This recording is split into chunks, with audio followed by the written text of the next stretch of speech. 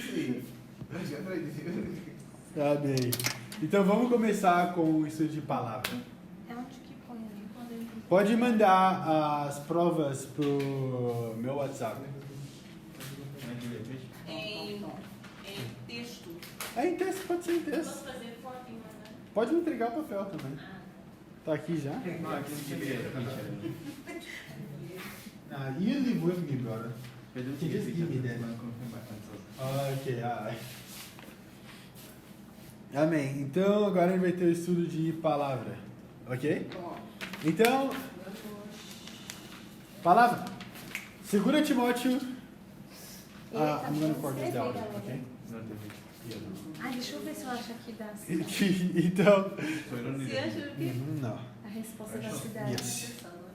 2 Timóteo, capítulo 3, versículo 16. Então vamos para 2 Timóteo, capítulo 3, versículo 16. Então, o estudo de palavra, qual que é o propósito dele? Basicamente, o propósito da palavra, ele é um dos mais importantes, porque ainda mais com pessoa religiosa, a ideia é mostrar para ela que a palavra de Deus é a coisa mais importante na vida dela.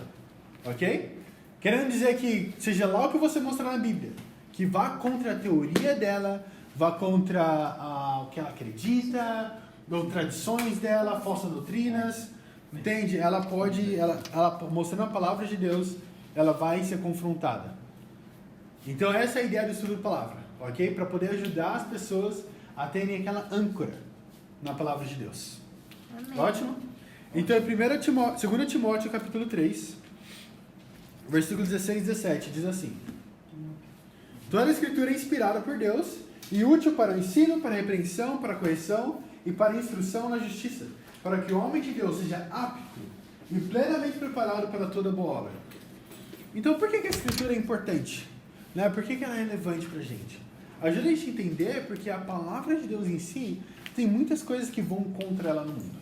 Muitas pessoas que falam contra, ou então atacam a veracidade dela. Né? Mas aqui ele deixa bem, ajuda a gente a entender que a palavra de Deus ela é inspirada por Deus. Então é como se eu falasse algo para vocês agora, vocês segurando a caneta e vocês escrevessem o que eu estivesse falando. Mesmo que seja você escrevendo, são as minhas palavras. Então, da mesma forma, foi com a palavra de Deus. E aí ele fala, é útil para o ensino, repreensão, correção e para a instrução na justiça. Agora, por que isso é legal? Porque ele fala que ela é útil. Quer dizer que ela serve para isso, ela serve o seu propósito, quer dizer que ela funciona realmente. Então a palavra de Deus, ela meio que desafia ela mesma e desafia você, se você colocar a Bíblia em prática, ela vai funcionar. Se você colocar ela em prática na sua vida, ela vai funcionar. Não tem desculpa. Se não tem funcionado o cristianismo para você, é porque você não tem colocado a palavra de Deus em prática. Isso é muito bom. A gente usa uma escritura também, uma escritura extra. Eu aconselho vocês a anotarem. Quem sabe, né? Amém. Mas lá em João, vamos lá para João. Socorro, Deus.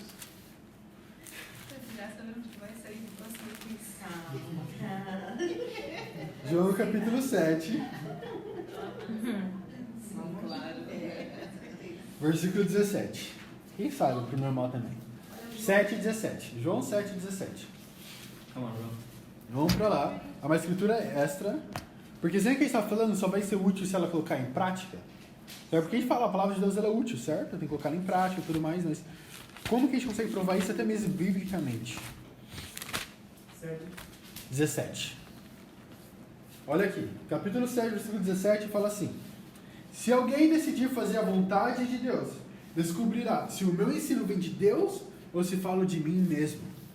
Então, basicamente, a única maneira de saber se a palavra de Deus é verdadeira é quando você coloca ela em prática. Wow. Come on, bro. This is great. A única maneira de saber se o que eu estou pregando aqui para vocês é verdade ou não é se vocês praticarem isso. Então, é como se eu tivesse uma garrafa meio que desse tipo, térmica, onde não dá para ver o que está lá dentro. Eu falasse para você que aqui dentro tem Coca-Cola.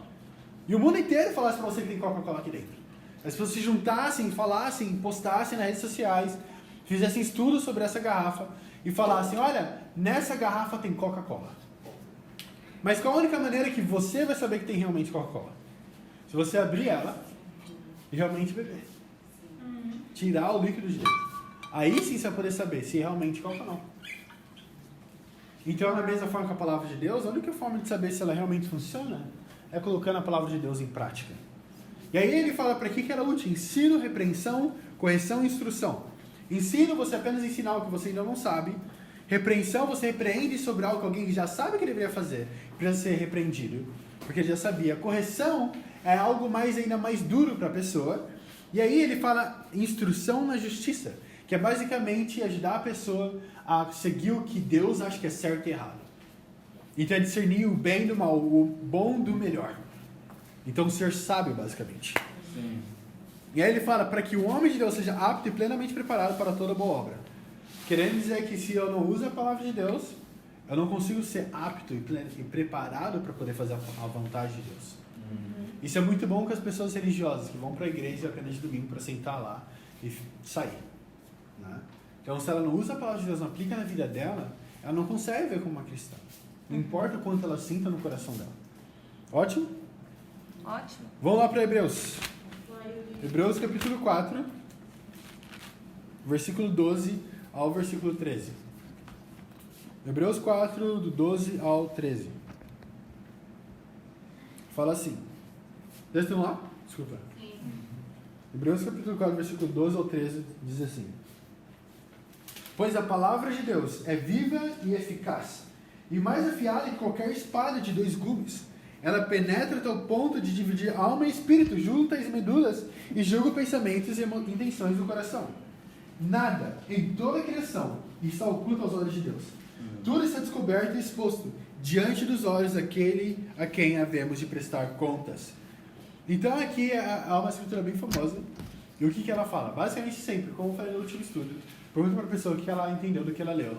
A gente tenta quebrar parte a parte dessa escritura para que ela possa realmente entender. Algo que ajuda bastante também é ensinar as pessoas como entender as escrituras. Né? Então, ensinar ela, olha, em vez de você tentar entender o que todos esses versículos significam, comece com o primeiro versículo. Então o que a gente tem aqui no primeiro versículo? Toda a palavra de Deus é viva e eficaz, é mais afiada que qualquer espada de 2 gumes. Ela penetra até o ponto de dividir alma e espírito, juntos e medulas, julga os pensamentos e intenções do coração.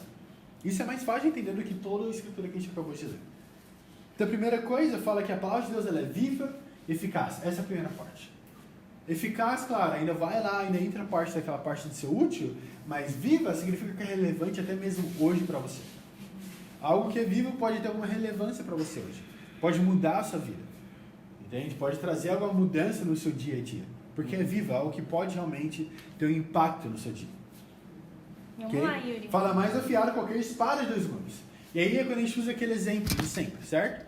Que a espada, qual que é o objeto que ela é comparada aqui, né? E é a espada. Então, para que serve a espada? Isso é muito importante. Não é apenas para falar de 2 gumes, porque corta ele e eu, mas algo que eu sempre gosto de colocar é: quem carregava uma espada naquela época? Não era qualquer pessoa.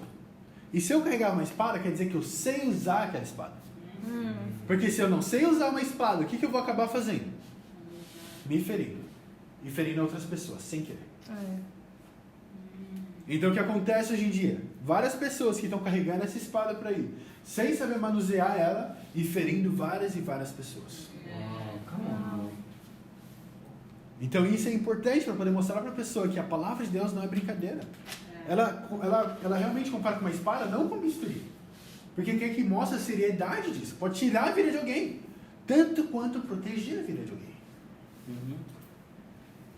Então a palavra de Deus ela é realmente importante e precisa ser lidada com bastante temor e cuidado. Uau. Certo? Vamos lá, Yuri. Agora, claro, com o bisturi também. Para poder tirar o câncer do nosso coração, tirar o pecado da gente. Certo? E aí ele fala: nada em toda a criação está oculto aos olhos de Deus. Tudo está descoberto e exposto diante dos olhos daquele a quem devemos de prestar contas. O que significa que o que me ajuda a entender é que você pode esconder algo de mim, pode esconder algo dos seus pais, dos seus amigos, mas você nunca vai conseguir esconder algo da Bíblia. Não importa quem você seja, você vai ler ela vai expor exatamente o que está no seu coração. Come on, bro.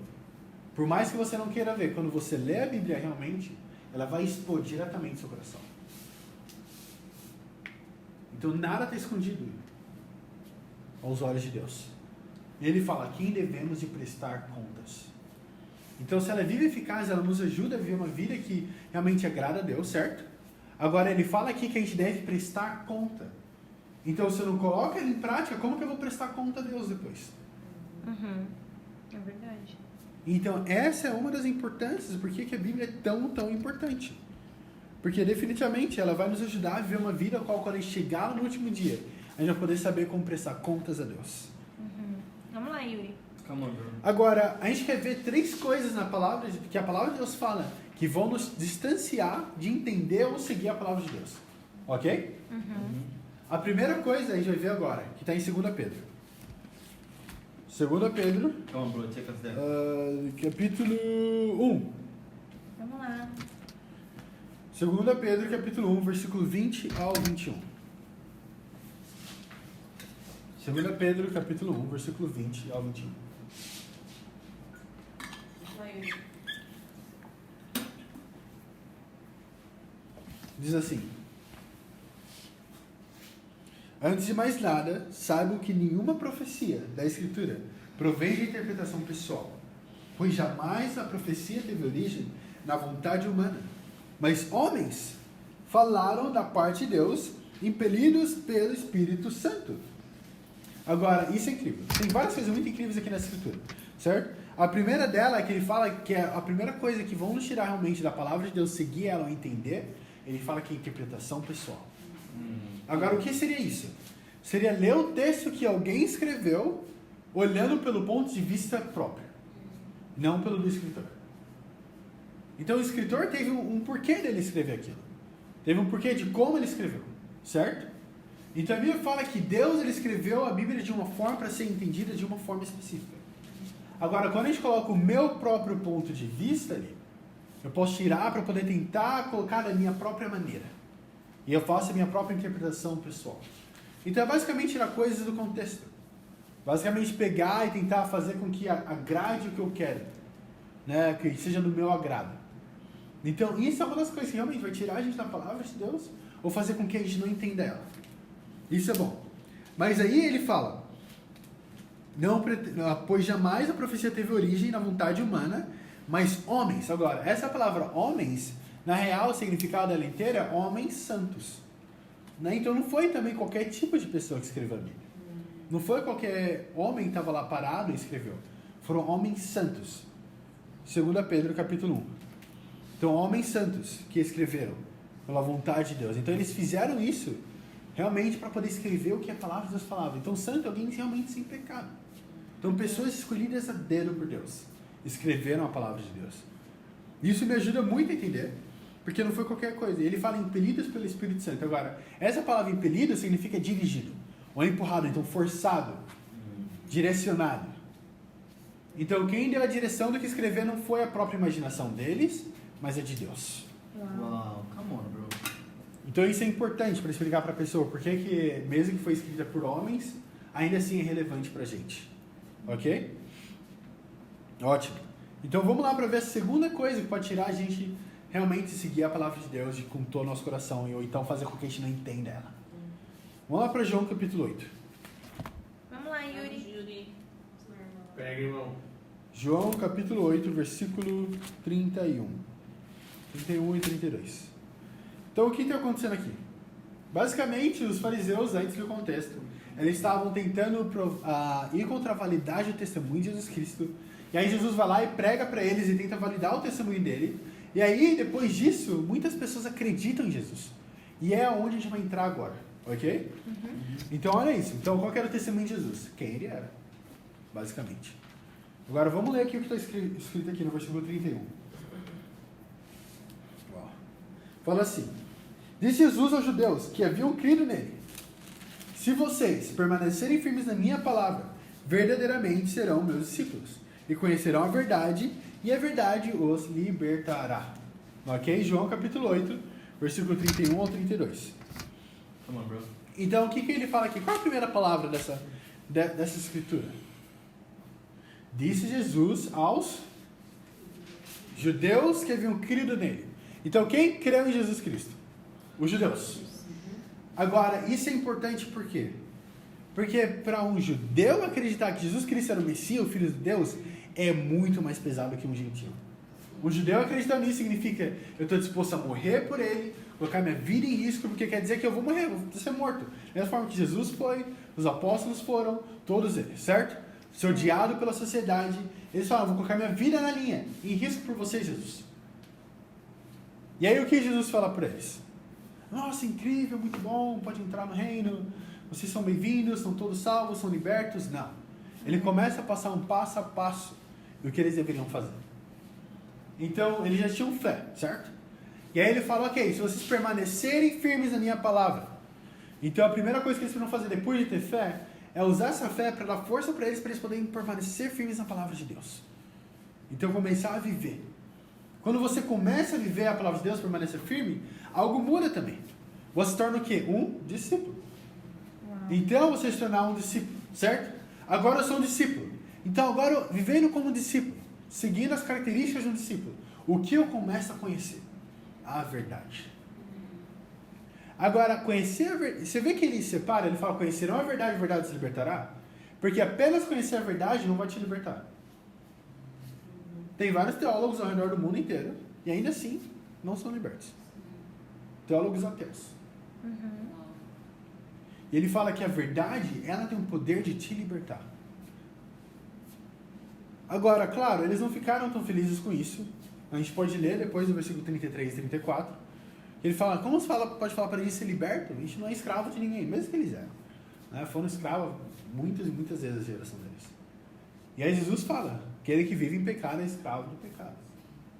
Então, mesmo tendo fé em Jesus Cristo, mesmo tendo todas essas emoções, eu quero morrer por Cristo, eu quero dar tudo por Ele, ainda assim, não quer dizer que você está livre do seu pecado. Você pode ter fé em Jesus Cristo e ainda viver em pecado. Facilmente.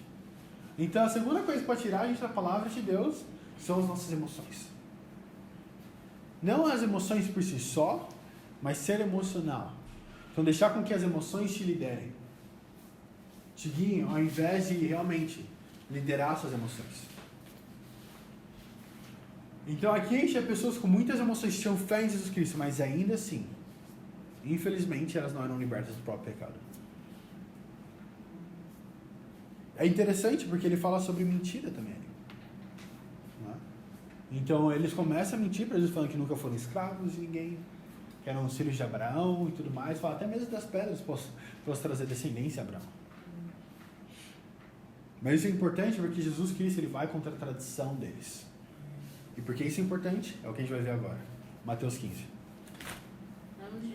Porque ir contra a tradição deles era algo tão importante para Jesus Cristo. Por que ele ataca eles numa área tão importante, tão delicada também? E já vê aqui, olha o porquê ele ataca essa área. Mateus capítulo 15, versículo 1 até o 9. Mateus capítulo 15, versículo 1 ao 9. Vou pedir para o Zé ler para a gente. Come on, Zé. Então, alguns fariseus e mestres da lei, vindos de Jerusalém, foram a Jesus e perguntaram: por que os seus discípulos transgridem a tradição dos líderes religiosos? Pois não lavam as mãos antes de comer. Respondeu Jesus: e por que vocês transgridem o mandamento de Deus por causa da tradição de vocês? Pois Deus disse: honra teu pai e tua mãe, e quem amaldiçoar o seu pai ou a sua mãe terá de ser executado. Mas vocês afirmam que se alguém disser a seu pai ou sua mãe: qualquer ajuda que vocês poderiam receber de mim é uma oferta dedicada a Deus, ele não é obrigado a honrar seu pai. Dessa forma, assim vocês anulam a palavra de Deus por causa da tradição de vocês. Hipócritas, bem profetizou Isaías acerca de vocês, dizendo: este povo me honra com os lábios, mas seu coração está longe de mim. E vão me adoram, seus ensinamentos não passam de regras ensinadas por homens. Ótimo, incrível. Muito obrigado, Zé. Então, o que é importante? Por que Jesus foi contra a tradição deles? Por conta disso. A tradição deles, em muitos momentos, a tradição pode tomar o lugar da palavra de Deus na nossa vida. Agora, tradição não é apenas coisas, aqui, com certeza, não são apenas coisas que a gente faz com rotineiras, mas até mesmo o que a gente acredita, nossas vontades, todas essas coisas, certo? Porque ele fala que vão me adoram e o povo me honra com os lábios, o coração está longe de mim. Então, esse era o problema para Jesus Cristo. Era que as tradições em si não necessariamente ensinam pecado, mas quando ela é usada para anular a palavra de Deus, torna um problema. Então, eles usavam basicamente ser filho de Abraão como não precisar seguir os ensinamentos de Jesus Cristo, não precisar ser um discípulo, não precisar ser liberto, não precisar ser liberto do pecado ou se arrepender. Por quê? Porque eu sou filho de Abraão. Agora, quando eu estudo com pessoas religiosas, o que muitas vezes acontece é que elas pensam que porque eu tenho 30 anos na fé, porque eu vou para a igreja durante tanto tempo, porque eu faço isso e isso dentro da igreja, então logo eu não preciso aprender, eu não preciso fazer isso, eu não preciso fazer aquilo, elas usam essas coisas como desculpas, como eles usaram. Agora, o que eles estavam usando aqui, Jesus usa como exemplo, é algo chamado Corban, certo? Então, o que era o Corban? Basicamente, o Corban era uma tradição que eles tinham que basicamente se dava o dinheiro para o templo, que era para ajudar os seus pais, e em vez de ajudar seus pais, você dava para o templo, e assim você não precisaria mais honrar teu pai e tua mãe. Agora, por que isso era um problema? Porque honrar seu pai e sua mãe era um mandamento de Deus. É interessante porque honrar não é nem mesmo apenas você cuidar e ser respeitoso com eles, mas cuidar deles. Isso seria o honrar realmente. Porque naquela época não existia o se aposentar, a aposentadoria. Então quem era responsável pelo bem-estar do meu pai e da minha mãe era eu. Então eu iria trabalhar, ganhar dinheiro, prover para minha família, isso contando com meu pai e com minha mãe na velhice. Então eles falavam, olha, você dá o seu dinheiro para o templo, você não precisa mais ajudar seu pai e sua mãe. O problema é que quem recebia aquele dinheiro era eles mesmos. Então, agora, se eles estão recebendo dinheiro, obviamente, é mais fácil, né? Manda para o templo, manda para eles. Isso é bem parecido com o que a gente vê hoje, não? Você não precisa mais sacrificar a sua vida, não precisa se arrepender nem nada. Faz o carnê da fé. Dá o seu dinheiro para a igreja, vende o seu carro, faz isso, aquilo, outro. E aí Deus vai te abençoar. Da mesma forma estava acontecendo. Naquela época acontece hoje com os mesmos tipos de fariseus. Vamos lá, Yuri. E aí ele vai lá e ele começa a comparar eles com o que o profeta Isaías fala. Ele fala, esse povo me honra com os lábios, mas o seu coração está longe de mim. Em vão me adoram, seus ensinamentos não passam de regras ensinadas por homens. Então o que eles estavam ensinando, ao invés de ensinar a palavra de Deus, tradições. Infelizmente, essa é a realidade. A terceira coisa que pode nos tirar a palavra de Deus, fazer com que a gente não entenda ou siga ela, são nossas próprias tradições. Agora, toda tradição é algo ruim? Não. Cantar parabéns é uma tradição no aniversário. Isso não é pecado. Né? Temos várias tradições, mas o que é bom sem perguntar é, mas quais tradições você vê na sua vida hoje que tem realmente atrapalhado o seu relacionamento com Deus? E aí você dá um exemplo seu. Dá uma pesada, para que a pessoa possa aprender a ser aberta já no começo. Eu sempre gosto de usar a tradição de aceitar Jesus Cristo no coração, porque era a minha tradição. Então, a minha tradição, eu lembrava que na minha igreja a gente tinha algo chamado apelo. Então, no final do culto, eu iria lá com o instrumento, com o ministro, ia tocar a música e chamar as pessoas para entregarem a vida a Cristo. E aceitar Jesus no coração. Agora, por que isso é um problema? Porque não está na Bíblia. E essa era uma tradição que foi criada por homens, foi criada no final do século XX. Então, definitivamente, é uma tradição criada por homens que não está nem na Bíblia. E os homens que criaram aquela tradição, um dos irmãos, não acreditava nem no Espírito Santo, nem em Jesus Cristo. Ele passou a acreditar em Jesus Cristo porque ele foi ameaçado de ser expulso da igreja. Então isso é algo importante para a gente poder falar para as pessoas, para elas entenderem quão problemático isso é. Vamos lá, Yuri. Então, são 3 coisas. Emoções, quando elas te lideram, interpretação pessoal, e a terceira, tradições ensinadas por homens. Ok? Agora vamos para a escritura em 1 Timóteo, capítulo 4, versículo 16. Porque agora a gente acabou de ver essas coisas, certo? Mas sabendo disso, qual que deveria ser nossa ação? Sabendo dessas 3 coisas. Claro, tem muitas outras. Mas sabendo dessas 3 coisas principais, qual deveria ser nossa ação? 1 Timóteo capítulo 4. Olha isso. Versículo 16. Vamos, Yuri. Vamos, irmão.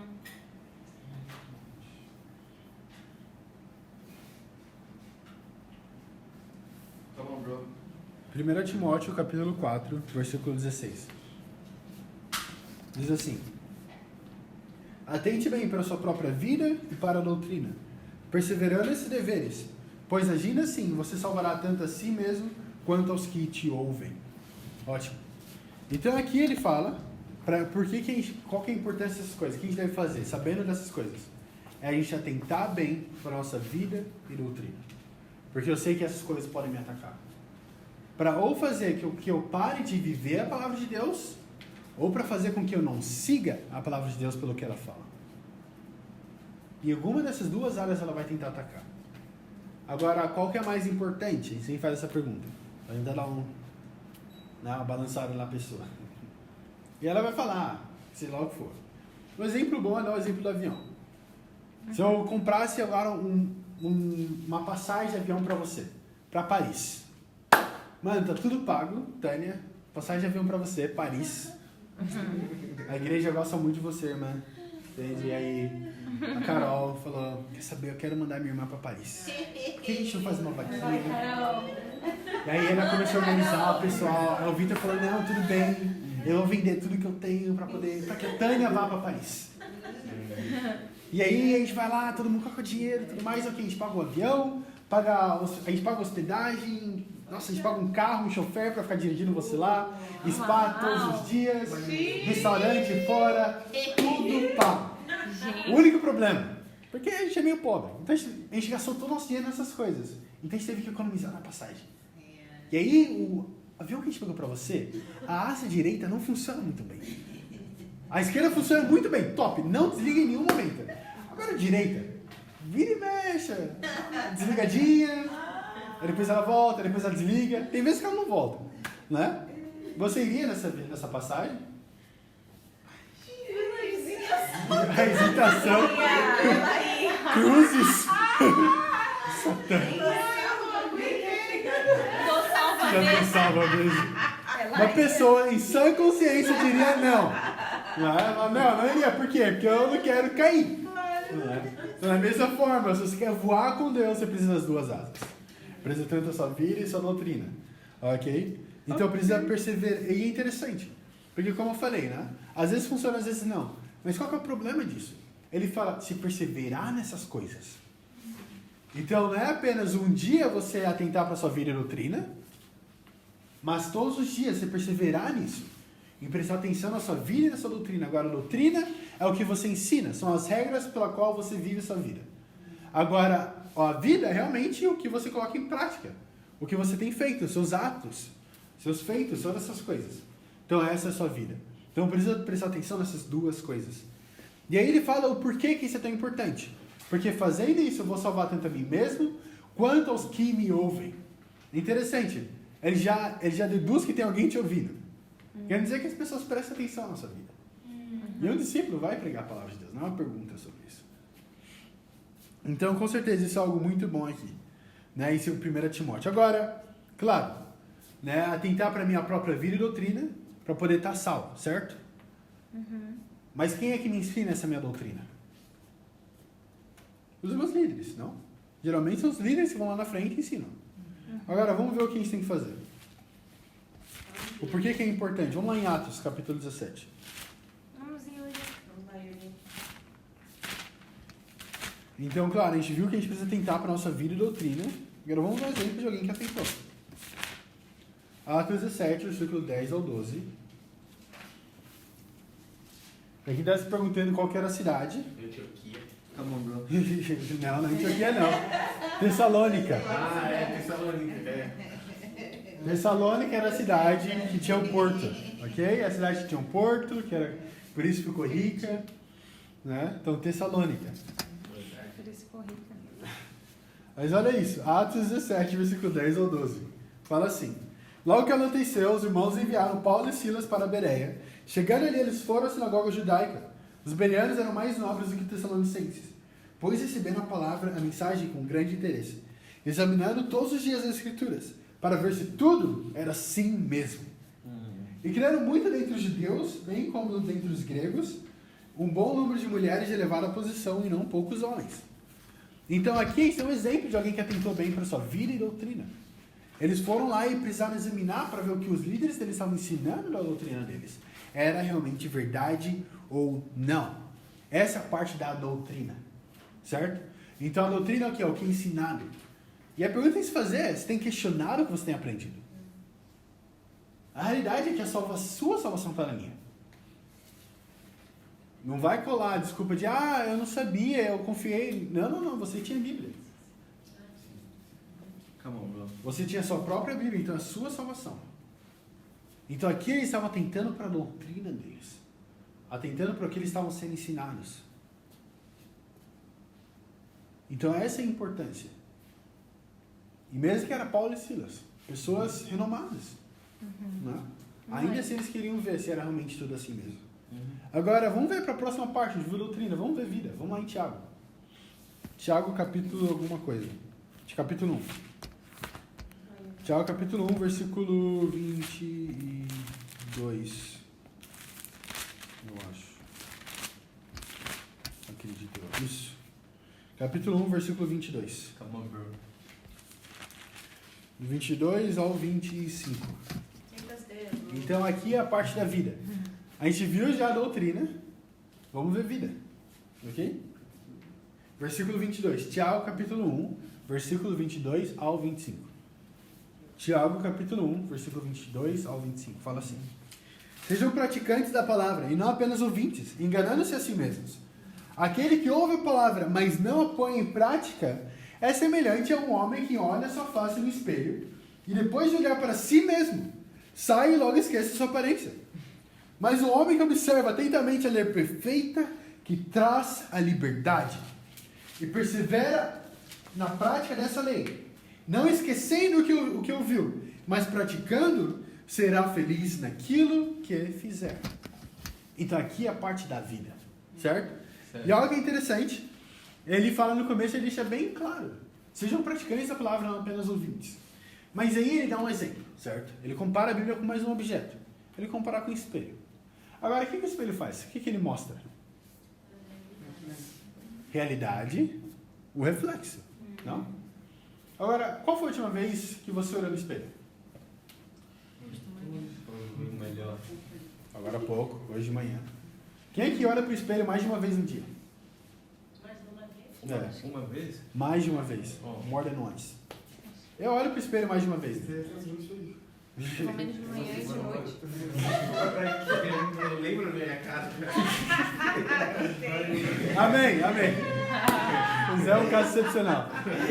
Ele vê uma vez só de manhã e depois já era. Lembra a face dele. Mas é interessante, não? A gente olha para o espelho todos os dias. Com qual intuito?